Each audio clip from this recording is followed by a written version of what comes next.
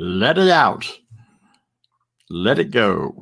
Good morning and welcome to the Center for Spiritual Living Midtown, where we honor and know that you are a divine expression. Such is the nature of life itself, that all it asks and all it wants is the opportunity to appear. You and I are that opportunity, and so it is. Because we know that you are an expression of life, life itself, the greatness of all of life, coming to you and through you, living itself as you. We honor and recognize you as such. We honor and recognize you wherever and whatever filters you have moving, allowing that life to move through you, whether they were given at birth or you've chosen them since then, as you recognize and know yourself as part of some ethnic group or some sexual orientation or sexual identity or all of those kinds of things, a race. I think I already said that. But the idea here is that who you are and its individual expression is the ultimate power and goodness of oneness within you. We know that. We recognize it. We believe in it. We believe in you. Therefore, we're glad you're here with us to celebrate a greater idea. Today, we're going to explore that greater idea of open to possibilities and part of how we continue to be open and keep that openness going. And we do that with releasing. So we will get to that in a few moments. But for right now, I'd like to share with you a little more of who we are by sharing with you our Declaration of Principles, which you'll see on the screen here in just a moment. This is a portion of the Declaration of Principles presented by Dr. Ernest Holmes and continued over this 100 years since these were written. We still hold them because they are, I believe, eternal truth. I believe in one God, one absolute power and first cause to all things. I believe that this power is perfect love and creates out of a desire to express love. I believe all thought is creative in how I choose to think. Yes, how I choose to think creates my personal experience. I believe in the unity of all life and the immortality of the individual soul forever unfolding. I believe in the eternal goodness, the eternal loving kindness, and the eternal givingness of life, of God, to all. And so it is. So in order to live that principle, to look at that principle and to grow that principle, that's what our celebrations are all about. That's what our spiritual practices are all about. That's what our life is all about. And now to share a little more of that with us, we have one of our senior or lead practitioners who will be sharing with us some good ideas and leading us in an affirmative prayer for our greater good. Judy Ailey, take it away. All right. Hello, friends. It's great to be here. You know, I'm not wanting to wallow in my old stuff, but I wanted to share with you something that had been going on with me earlier in 2020, actually, even before the big lockdown about a year ago. You know, when I look back at that time, I was not feeling physically well. Mostly I seemed to have digestive issues at that time, and I was just very low energy. I was not my regular self.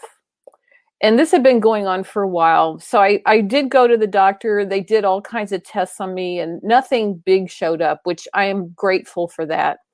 But anyway, as I said, this went on for a number of months. I was pretty down about my health, and I started to think that maybe this is just the way it is. Maybe you're just getting older. Is this old age?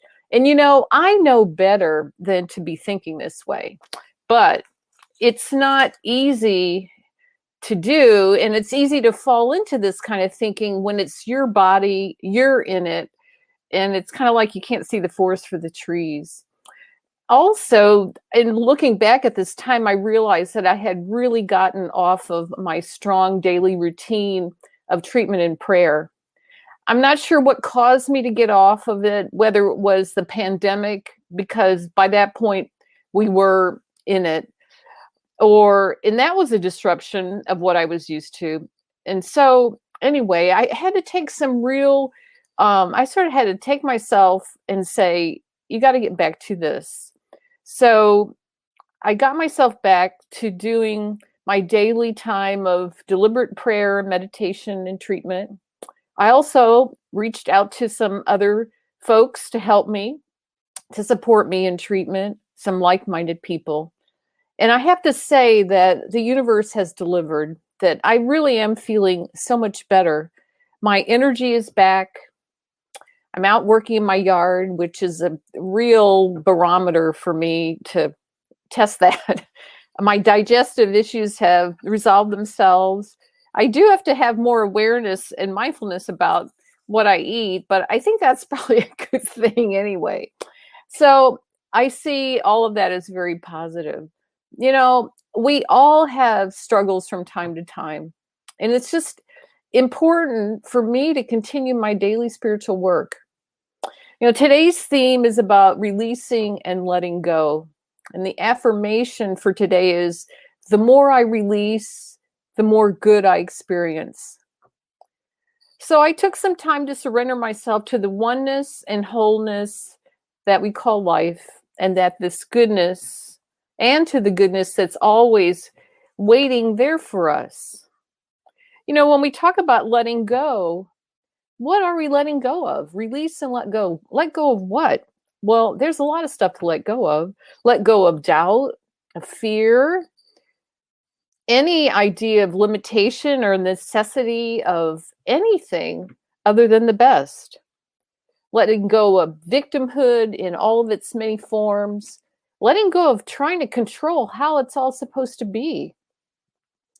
And instead, sinking into that oneness, that wholeness, that goodness that supports us always. Anyway, I'm letting go and letting spirit direct me as I move into the future, whatever that may be. I'm double vaccinated now, so what does that mean? I don't really know. So we'll just have to see. I think there's still precautions to be taken, but I'm grateful that I'm in the place that I am. The thing that I know is that as I release and let go into this wholeness, into this oneness, that I will experience greater and greater good in my life. And I wanted to close with before we go into the treatment, I wanted to read a quote from the Science of Mind textbook. And here's what it says. If one would take time once a day at least to let go of all that is not true and lay hold of reality, reality with a capital R, let go of doubt, distrust, worry, condemnation, and fear, and lay hold of life in its expressions of beauty, truth, and wholeness, the mental congestion would be healed. Keep the mind and body open to the reception of truth. All right. So that's my story. I'm sticking with it. And I would like to now take us into an affirmative prayer. So if you will, just relax wherever you happen to be. If you feel comfortable, close your eyes and let's just breathe a little bit and just allow ourselves to be present in this moment, in this now moment. And as we do that, I'm going to say this in the first person, but if you'll just accept it for yourself, let us know this together. I know that there is one presence, one life, one power, one goodness, and that this presence, this love, this great goodness is everywhere, all the time. Wherever I look outside of myself, inside of myself, it is everywhere expressing itself. This power is one, it is whole, it is complete. It is present everywhere. It is all powerful. It is all knowing. So I just know that I am one with this power. I am one with this presence, that this goodness, this wholeness, this love, this divine intelligence fills me, fills my mind, that I am always one with it, that I am never separated from it. I am completely one with it, always, right now and forever. So as I unify with this and I align myself with this power for good, I just allow myself to sink into knowing the things that I want to experience in my life.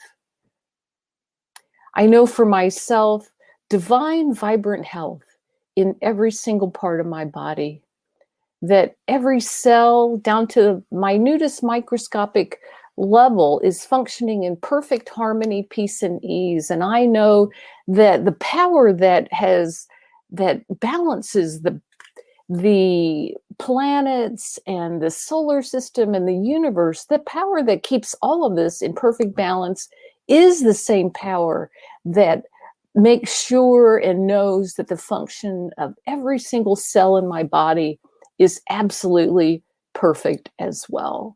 I know that this is the truth. I know also that my life is filled with love, that as I give the best of myself to all situations, to all relationships, that as I connect with other people at that heart level, that I experience this universal love in my life in all of its many wondrous forms.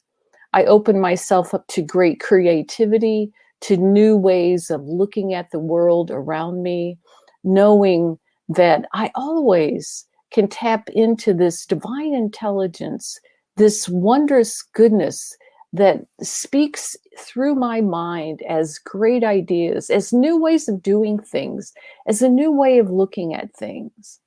I am so grateful for this. I also know that my life is filled with divine abundance, that abundance is the nature of this power, and that as I am one with it, I know that my life is filled with great abundance of every good thing, including money, love, vibrant health, new ideas, just everything. As I know all of this goodness for myself, I turn away and I let go of doubts, of fears, of worry of any kind. I let go of having a sense that I'm a victim of anything, that I know that I am fully and completely supported by this power, this love, this divine goodness that is everywhere present.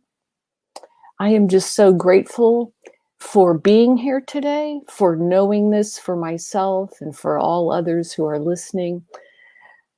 So I just take this time to know that as I look around my world, I see the good that there is.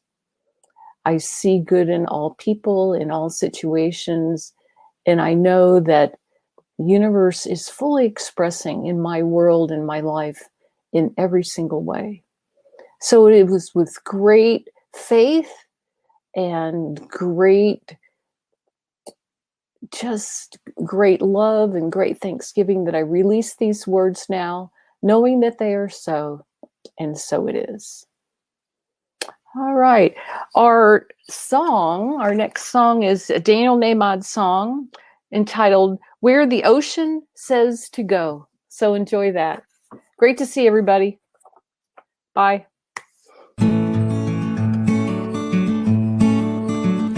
So much pushing and pulling, so much fighting and straining, so much laboring against waves and wind. I am tired, my arms are weary, back is aching, eyes are bleary, think I'm finally ready to give in. I have struggled, I have cried, I've screamed inside about the kind of life I've tried to lead. Well, right now I think it's time, for the very first time, to lay down my body and mind and just be. If I stop steering my boat, does it sink? Oh no, current carries it along just so. If If I stop steering my life, I'm gonna be alright. I'll just go where the ocean says to go. Down the block or to the moon, round the world or just to my room. I can't say where I'm supposed to end up. I've resisted for so long, as if I could do no wrong, and it's never been quite good enough.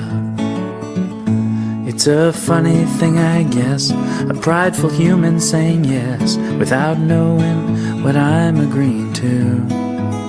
But there's a simple fact I find, the decision's never been mine. All I'll ever do is what I'm meant to do. If I stop steering my boat, does it sink? Oh no, current carries it along, just so. If I stop steering my life, I'm gonna be alright. I'll just go where the ocean says to go.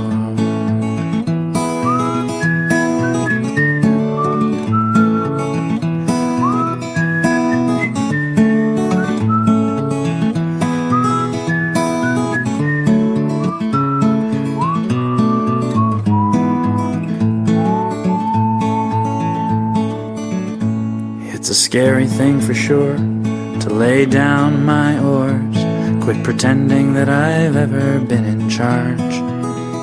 But it's scarier still, to spend my strength and will, never even have a peaceful heart.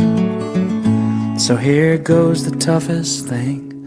Ironic, don't you think, that it's so hard and so easy all at once? It's not laziness, it's just the deepest kind of trust that I'm okay when all is said and done. I'm okay when all is said and done. If I stop steering my boat, does it sink? Oh no, current carries it along, just so. If I stop steering my life, I'm gonna be alright. I'll just go where the ocean says to go. If I stop steering my boat, does it sink? Oh no, current carries it along, just so. If I stop steering my life, I'm gonna be alright. I'll just go where the ocean says to go. I'll just go where the ocean says to go. I'll just go where the ocean says to go.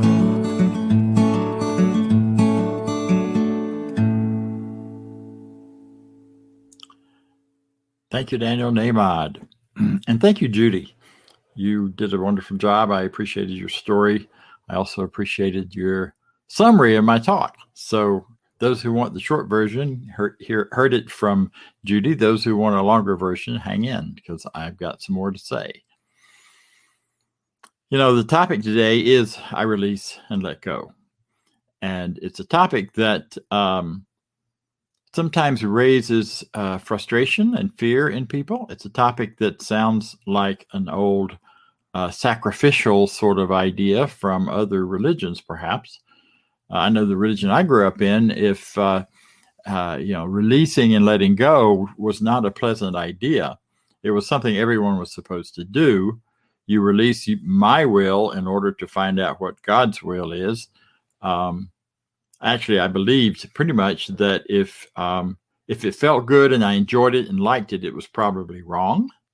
And also that God's will could not really possibly be something that would be for my greater joy, although at least not to look like that at the beginning.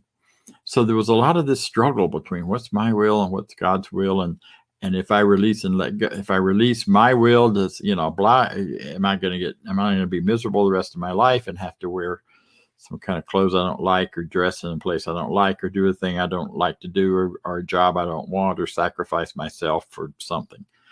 All of that was pretty heavy and pretty negative. And well, you know what I'm talking about. Some of you may have experienced that. But the thing about this philosophy of unity and oneness is that releasing and letting go is simply a matter of releasing and letting go what no longer serves us. Releasing and letting go that which is creating and holding me in a limited place, and allowing and opening to a greater vision of myself, a greater version of the vision of myself, a greater idea of what spirit wants to be as me.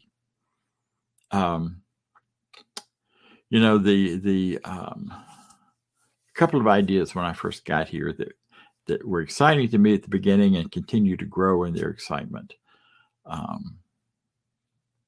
One of them is the idea that desire, which I had been taught was a bad thing, is really the infinite spirit, infinite intelligence within each of us, nudging us toward our greater good. Not something to be distrusted or named as wrong or selfish or any of that, but it's simply the desire of spirit, the desire of infinite intelligence, universal intelligence within me, of nudging me and saying, here it is. Do you want this? You want it, you feel it. If it's what you want, then it's what you want. And we can have it. We can grow in it. So there's an interesting contradictory to the whole idea of my desires, my good being wrong or something wrong with them, is the idea that if something really feels good, it's not wrong. If it really feels good, it means it's in alignment with your deeper beliefs. If this idea of doing something or being something or taking something forth into life feels really, really right, then it's based on those truths within you of what matters to you. In this teaching, we're very clear that feelings are the result of belief systems. You feel good about something, or you have a feeling of joy about something because you have a belief that it is good for you, or it is good for the world, or it is good there. And therefore, our feelings become a way of getting in touch with what our really deepest desires really are, and what our deepest beliefs are.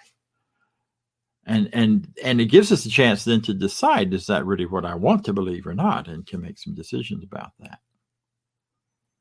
And this whole idea of sacrifice, that again is so much a part of some of the other religions, while it's still a part of ours, what we sacrifice is what we no longer need, what no longer serves us, what no longer is good for us, what we no longer really need to hold on to, even if it felt good at a time, and even if it served us for a time.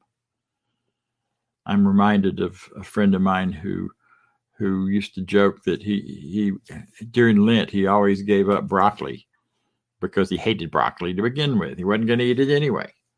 So this is a little like that. I'm giving up what no longer serves me. Smaller ideas and such. There's a goal in this teaching. There's an idea. One of our principles from the core principles from the statement. I'm sorry, I can't even say it here. The Declaration of Principles that we read earlier.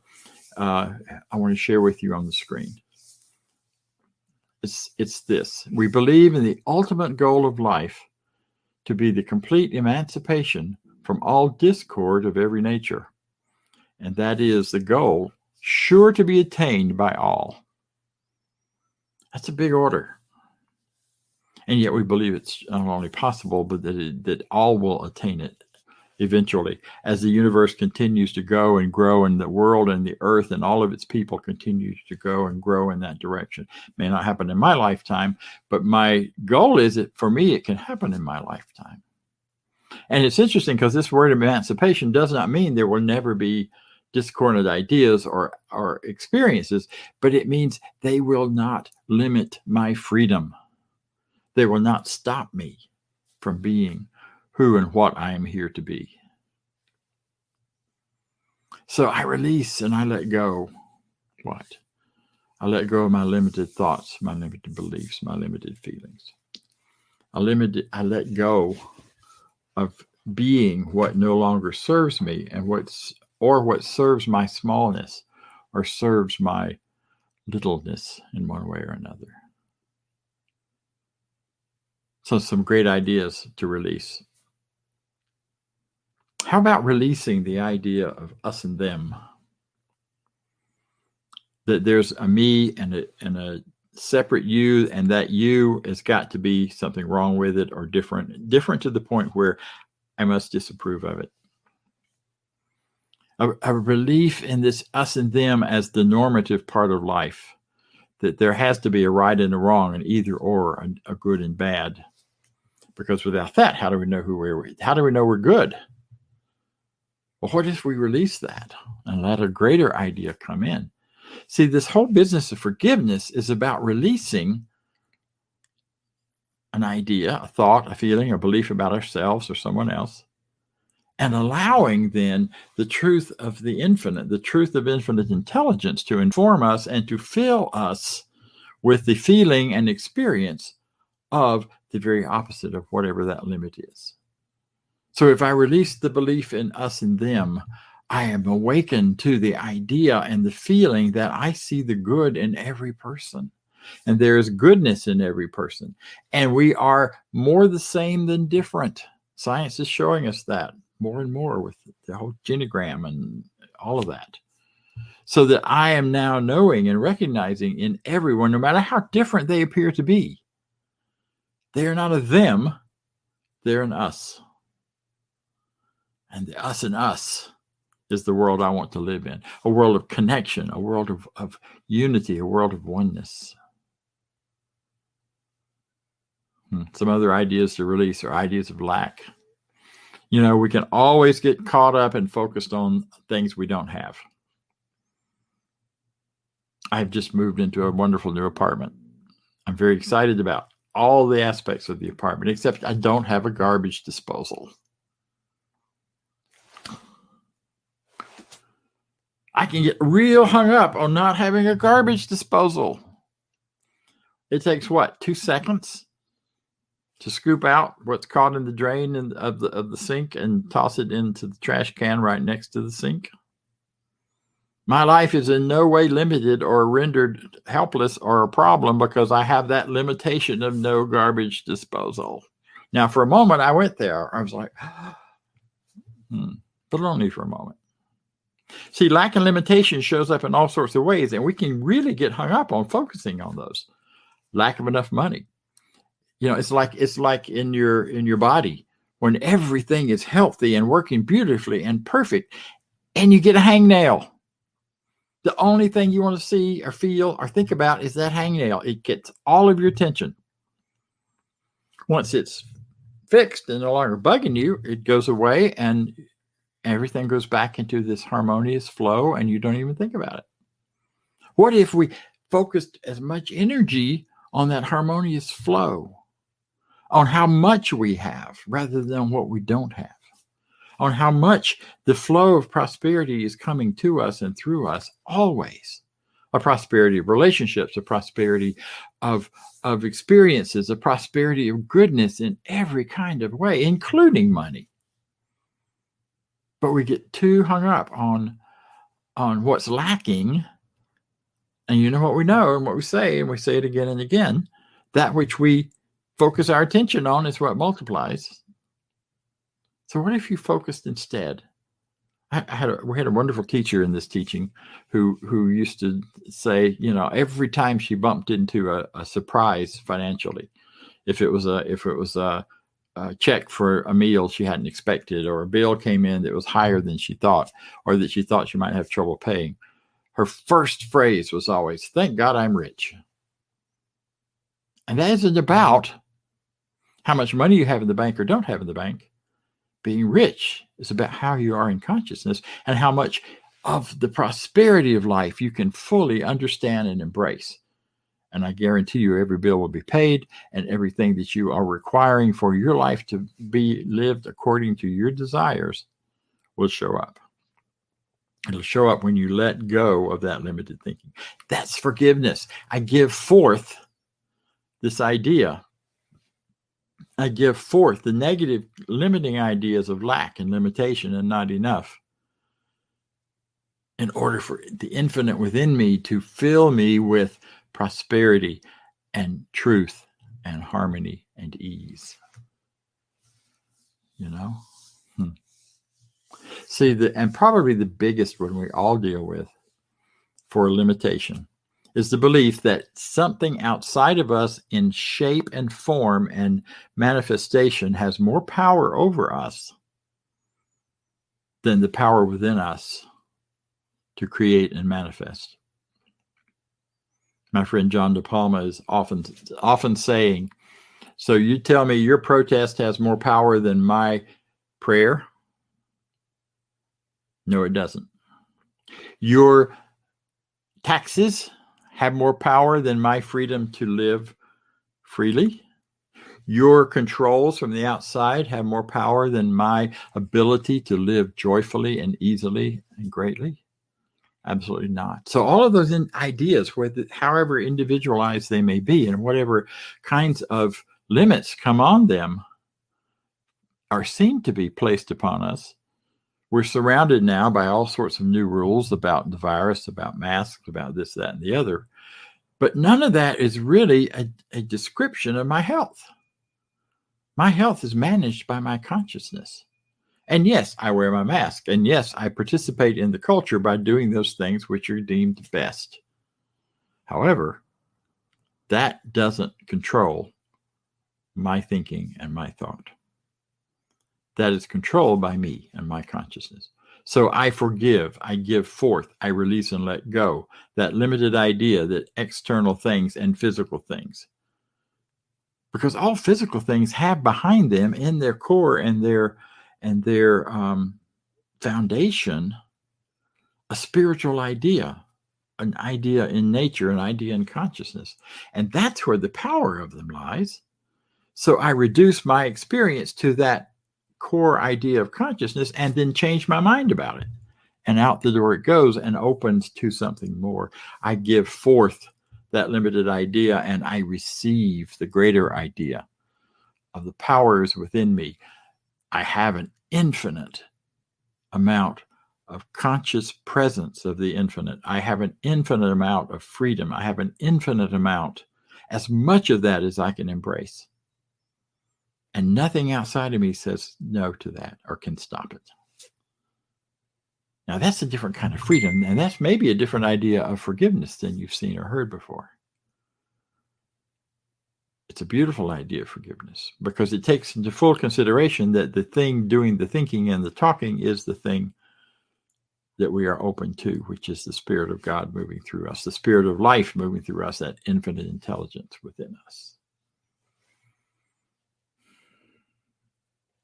There's another statement from our global experience and our science and mind principles that says we envision a worldwide culture in which forgiveness, whether from errors, injustices, or doubts, is the norm.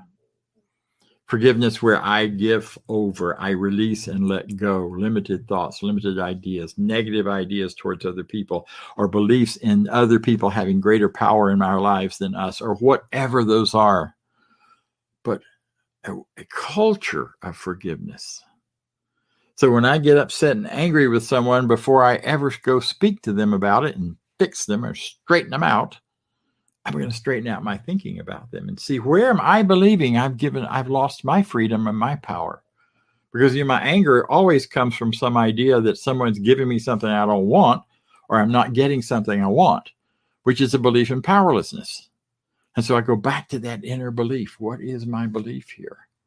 And what is the better idea? Am I willing to forgive, give forth, release, and let go this limited idea in order to embrace a greater truth?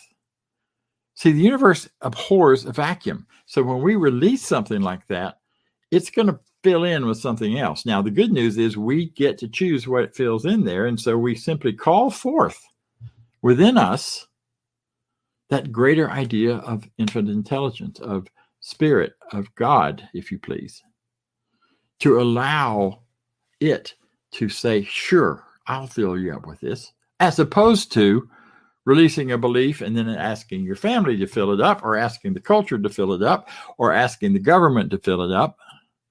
No, it's releasing a belief and asking the infinite to fill it up, because that really is our path. So how do we fill it up? How do we get clear about that thing that's replacing what we're releasing? We do that by, again, going back to the question we raised last week. And it's simply this, that what is Spirit's highest idea as me? What is life's highest idea as my life? What is God's highest idea of me as my life? God's idea of itself as me? Those kinds of questions, which really open us up to visioning and having that creative idea and allowing that vision, not visualization, but vision, which is the recognition of the vision of possibility, to take greater hold and greater awareness and at least enter my imagination and let me think about it. Let me live with it. Let me deal with it in some way. Let me be it if I so choose. You know, and there's some other questions. What do I need to let go of in order for Spirit to live its greatest idea of itself as me? And what do I need to fully embrace in order to allow that vision to take shape in my life? So there's a whole process that we can go through. We call that visioning. It's a spiritual practice that we teach. But it's a simple thing when you just ask yourself the question and take a little while to listen to what comes up inside of you, or to watch what happens in the world around you, because sometimes your answers to those questions come at you from a surprise visit or someone else. Years ago, I was working with a wonderful woman, and she was really struggling. She had this dream job that she had applied for in the South Pacific, living on an island, having everything taken care of, her place to live, her food, all of that. And the only thing she needed to do is show up and do the work.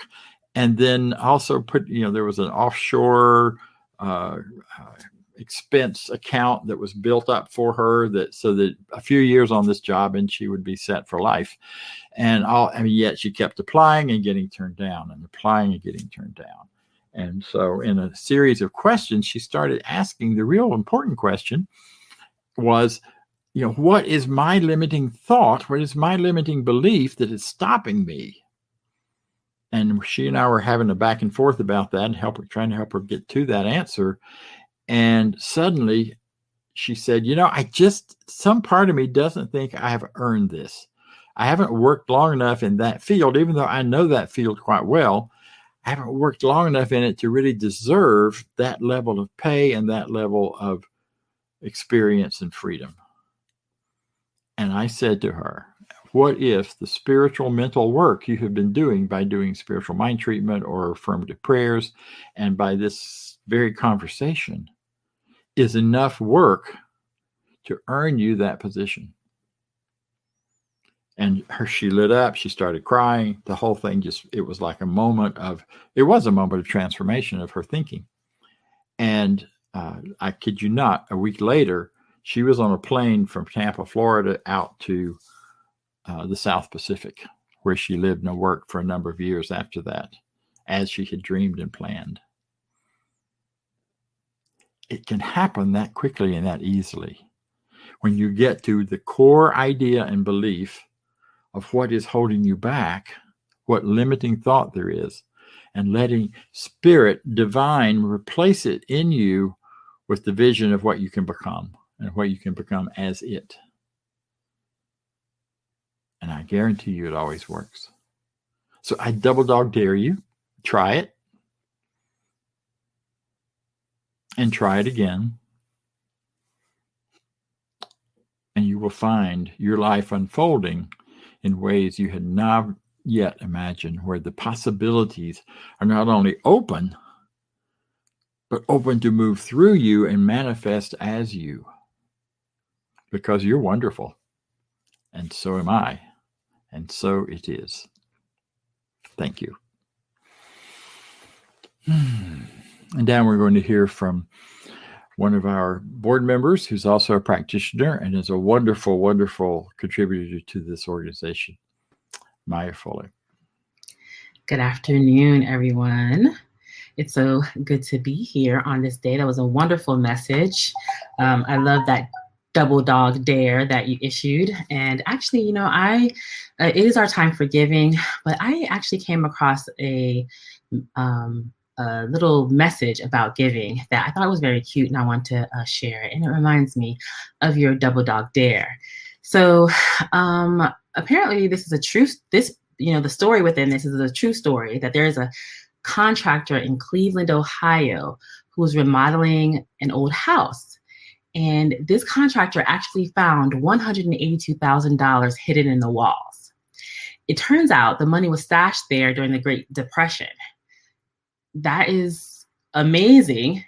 And the question is, can you imagine cleaning out your attic or garage and just finding $182,000? Money that you didn't even know existed, but was there all the time. The story reminds me of a Bible verse in the Old Testament, Malachi 3, which says that if we give generously, then God will open up the windows of heaven and bless us in unimaginable ways. It's the only time in the scripture where God actually tells people to test him. God says, I double dog dare you. Give and see if I don't bless you. So the principle behind that is that generous giving positions us to receive blessings that we don't even know are waiting for us. When we give generously, intentionally, we're putting ourselves in a position to receive blessings from the universe. When we hold on to things, then, or become stingy, or, just feel like there's not enough in the universe is what I'm saying, then we we cut ourselves off from this blessing of abundance. So it's just all about consciousness and just really staying, in the consciousness that there is plenty, plenty, plenty. So I just wanted to just connect that all together. I thought that was really cool. Oh, so talking about the contractor, I mean, the whole idea is that he found something that he didn't know that was out there, but that he had all the time. It was with him all the time. So double dog dare you to, pour out, your giving in this place if you feel like you receive, an abundant message from and just an abundant, inflow from the center. So let's read our prayer, our affirmation for giving. Together, let's read aloud. No one can hear you, or whoever's around you can only hear you. I live in a universe of abundance. As I freely and joyfully give, I join in the divine flow. And all that I share with life returns to me multiplied abundantly. And so it is. You can donate, of course, online at this website, cslmidtown.org/donate. We also, now we move into our announcements for the week. So as you might know by now, the theme for March 2021 is Open to Possibilities. And next Sunday, Reverend Bob will be speaking on a message entitled With Open Arms. Save the date. The annual meeting for our center is going to be held on March 21st, right after the service. We have opportunities for you to get together with us. First being on Tuesday afternoon, we meet on Zoom between 12 and 1:30 in the afternoon. You meet there with Reverend Bob to just connect for the week and just share whatever might be on your heart, or whatever it is that you would like to share. And that is, of course, on Zoom, and that is the same Zoom link from today. As a matter of fact, everything that I'm talking about today is going to be using the same exact Zoom link that you used for today. because after not only can we meet on Tuesday, but you also are going to meet up on Wednesdays for Wisdom Wednesdays at between 7 p.m. and 8 o'clock p.m. Eastern Standard Time. And starting this week, Reverend Bob is going to go over start a 4-part series on visioning. So just like he was talking about today, the process that he was talking about, it's going to be a 4-session teaching and opportunity for us to practice together visioning. I'm definitely looking forward to that. And that is going to be by love offering, basis of love offering. Again, we're giving to the measure that we feel like we're receiving in kind. So Reverend Bob told me that's also called equity giving, right? Also, please remember to share this message on Facebook. We broadcast on Facebook. We're also on YouTube, and of course, here we're also on Zoom. So please check us out on Sunday and share with your friends, and let them know that you're here. And I also want to remind you that on Sundays before the session, we have a discussion group that starts at 10 a.m. It's from between 10 and like 11:45, 11:50. I mean, 10 and 10:45 or 10:50 right before the service. Again, using the same Zoom link. And we are discussing the 365 Science of Mind. Whether you, if you have read during the week, that's great. If you haven't read during the week, we still welcome you into the conversation. Finally, last but definitely not least, I just want to remind you that we have wonderful prayer practitioners here at CSL Midtown who are willing and ready to serve you. If you are interested in having an affirmative prayer session or just having a practitioner go into treatment with you, then you can fill out a prayer request on the website, and the link is there. So that is about it for our announcements. And so now let me turn you back over to Reverend Bob. Thank you. And as we wind up today, we do it as we always do by sharing an affirmation together. Before we do that, I'd simply like to remind you that we will be having a conversation on Zoom immediately following this broadcast. And I invite you to join us there. And I think they'll be posting the site. So look forward to seeing you there. Thank you. So here's our closing. I leave this place now knowing something better than I knew before. I go forth into the world with a heart full of love and a mind full of good sense. I look at the world in a greater way, knowing that I have within me everything I need to create the life I desire. I give thanks for this understanding, and I am grateful for the spirit of life that lives through me. And so it is. Have a blessed week.